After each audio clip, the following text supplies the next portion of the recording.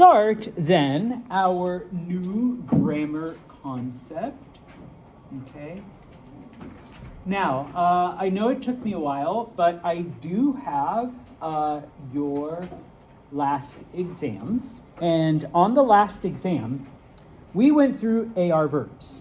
Okay. Now, most of you did pretty good. Okay. No problems, or at least nothing major. Okay. You are not allowed to forget AR verbs ever again. Okay. And I tell students it's kind of like math. Way back in like second or third grade, you learned how to add. Okay. Now, fast forward 20 years, you're in college and maybe you're taking calculus or something like really hard. All right. You don't get to forget how to add. All right, because you're still using it to some degree. Okay. AR verbs. Number one, how to use them, how to change them into the correct form. You're still going to be doing that. We're actually going to start giving you more AR verbs. Okay. And of course, if you recall, in Espanol, we also have ER verbs and IR verbs. Okay. And so that's like now we're adding subtraction and multiplication. Okay. The example only goes so far because it's actually a lot closer to AR verbs than subtraction is to addition type of thing. Okay. What do I mean? All right. The bad news. Okay. No. Let me start with the good news. The grammar function is the same. You drop the last two letters. So before you drop the AR, now you drop the ER or the IR, and then you add an appropriate ending according to the subject. Okay? The bad news is that the endings are completely different. Okay? But there is a silver lining, and let me put AR verbs up here. Give me un momento. Okay.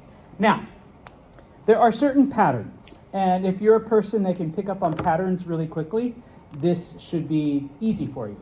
Okay. You drop the AR, you drop the IR, you drop the ER. Okay. If your subject is yo, I, you're talking about yourself. O. Do I have to say it? Okay, so yo, o, yo, o, yo, o. Okay, sound like a pirate, kind of, sort of. Yo hablo, I speak. Yo como, I eat. Yo vivo, I live. Okay, all of the yo forms end in o. Okay, that's basically the pattern. All right. If you're talking about yourself doing something, and if your verb ends in something that's not O, you did something wrong, okay? Or you're saying it wrong, okay? Yo hablo español. I speak Spanish. Yo como la naranja. I'm eating an orange, okay? Yo vivo en New York. I live in New York, okay? So, the next bit.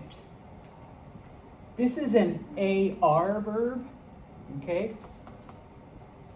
You drop the AR, AS, A, AMOS, AIS, AN.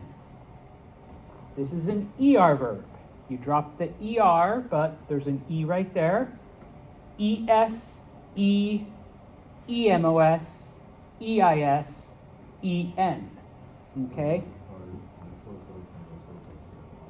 So, for the AR verb, ASA. For ER, ESE. Okay? AMOS, EMOS. AIS, EIS. Okay? That's the pattern. All right? Now, IR verbs, pardon my Spanish, joden todo. They fuck everything up.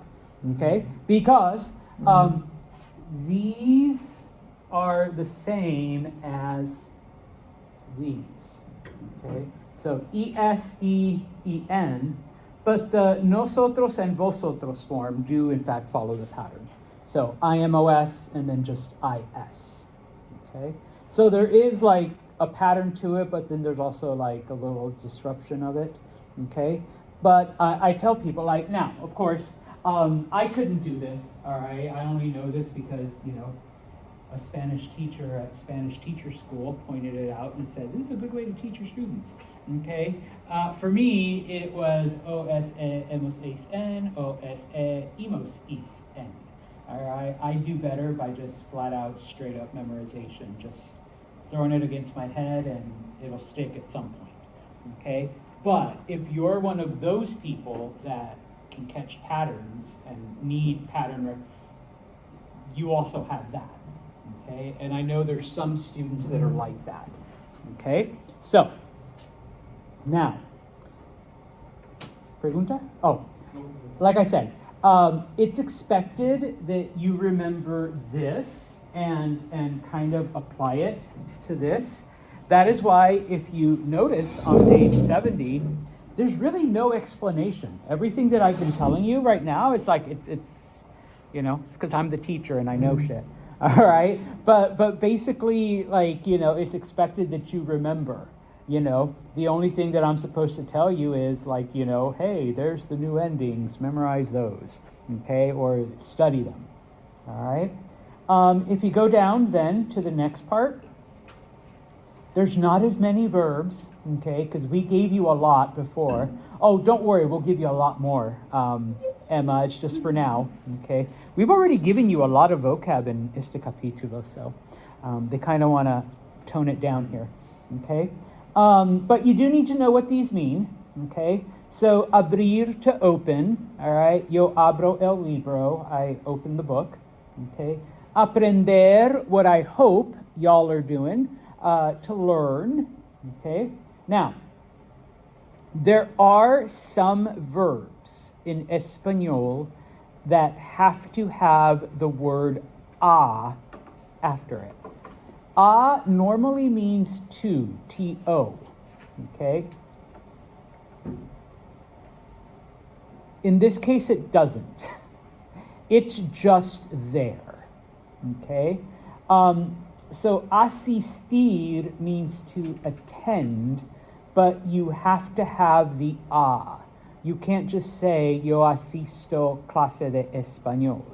It's yo asisto a la clase de español. Okay, you have to have the a there. Okay, don't worry. In the next chapter, I'll give you one more that always, always, always needs the a right after it. Okay. Beber means to drink. So, yo bebo el agua. Right now it's just agua. Okay? I kind of threw it at you in the last chapter. Okay? Tomar means to take. Alright? Yo tomo clase de español. I'm taking a Spanish class. But it also means to drink. Okay? Yo tomo agua. Yo bebo agua. All right? It literally means the same thing. Speaker's choice. Some people say beber, some people say tomar. Some people alternate them for no reason other than it's just what comes out of their brain first.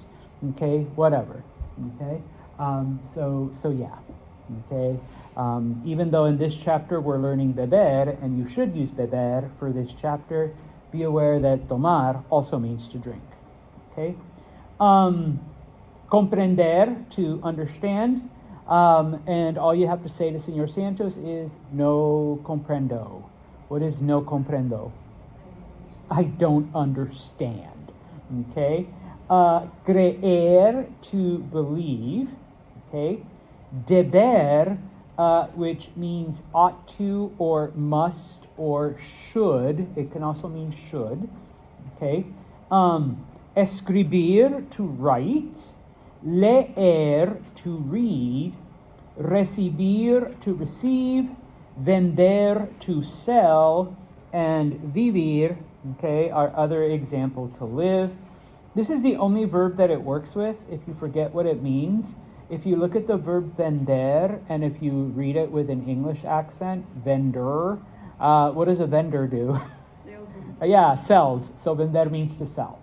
Okay? Like I said, it's the only one that it works with. So you should at least get that one right. Okay? Type of thing. Okay? Now, una or dos cosas más. Okay? If you recall from the last chapter, we talked about compound verbs or double verbs where you have two verbs expressing one action, like necesito hablar. Okay, you have your main verb, and I'm going to say helping verb. All right, your helping verb or your auxiliary verb. And in Espanol, you change the first one. That's the one you're going to change. The second one, you will leave alone. Okay. We have necesitar as a helping verb. We have desear, okay, as a helping verb, and we have esperar as a helping verb from the previous chapter. In this chapter, deber, which, once again, if you look at it, means should or ought to or must. Okay? Yo debo comer, I should eat. Okay? Yo debo asistir a la clase de matemáticas. I really should attend my math class. Okay? But it's so easy to skip. It's at 8 in the morning, and it's boring. All right. Yo debo, I don't know, beber más agua. I really ought to drink more water, okay, instead of café all the time. All right. So now, unlike necesitar or desear or esperar, deber, like 95% of the time, is used with another verb. It will typically always be found in a compound structure, okay? But just like in English, when someone says, Aiden, what are you doing here? Shouldn't you be in math class? I should. You could just say, Debo. But, here I am, type of thing. Okay, so sometimes you can use it on its own, but be aware that in Espanol, most of the time, it will be used with a secondary verb. Okay, so only one compound, okay, for now, all right. Preguntas. Finalmente, and it's not on here specifically because, once again, Senor Santos is supposed to do it, and I don't remember if I did it in the last chapter, so I'll do it now, okay? You will notice that for a lot of these, okay, I will say things like yo and tú and nosotros and etc., okay?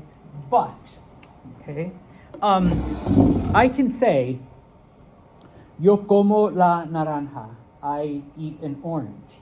But I can also say, como la naranja, okay? Remember that in Spanish, you don't actually need your subjects, okay? Because once again, it is redundant. Yo como and como mean the exact same thing. Because the yo form always ends in what? O, always. So if you hear o, como, vivo, hablo, it's already yo. The yo is already in the verb. So saying yo is redundant, okay? And I think I've used this example before. Well, there's none out there now. Calling it white snow. It's like, look at the white snow. Isn't the white snow so pretty? Okay, why don't we call it white snow? It's all snow white? Yeah, that's its natural state. That's how it falls out of the sky. Okay, now, yes, in the last couple days, most of it was black and brown. So you would say, oh my God, this dirty snow, or this brown snow, or this black snow, or after Jacque's dog, this yellow snow, then yes, okay, because that's not its natural state, okay? Now, it's not the exact same comparison, but with, I'll use pink, you would want to say él, ella, or usted, ellos, ellas, or ustedes, okay? Because if I just say, come naranja, okay? Am I saying he eats an orange, she eats an orange, or am I talking to my dentist, Levi, so I'm talking to him in the usted form, you eat an orange, okay? Without more context, you really don't know. Ella come, él come, usted come, okay? So for those, you would use it, number one. Number two, sometimes you do say, for example, yo hablo, okay? Especially if you want to be emphatic or if you want to show a contrast, okay? So in this case, for example, sorry, Levi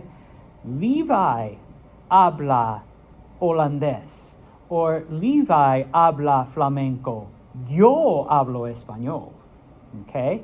I'm the one who speaks Spanish. He speaks Flemish, okay? Or Dutch, I guess if you want to call it that, all right? So I'm trying to show the contrast, all right? Or maybe somebody thought that I was the Dutch speaker, and I'm like, no. No, Levi habla holandés, yo hablo español, okay? I want to make that emphasis. I want to make the distinction, okay? Otherwise, it's redundant, okay? You don't need it. Now, some of you might say, but Santos, you say it all the time. Yes, because I'm teaching right now, all right? I'm trying. And once again, Spanish teacher school, they're like, okay, psychologically manipulate your students. Say yo hablo, yo hablo, yo hablo, and in their subconscious that'll somehow connect. All right. But if I'm with other Spanish speakers, it's just hablo, como, like I drop all my subjects. Okay. And you will probably notice that too if you associate or you start speaking with native speakers. Okay. So just be aware of that. Okay. That's it for my explanation.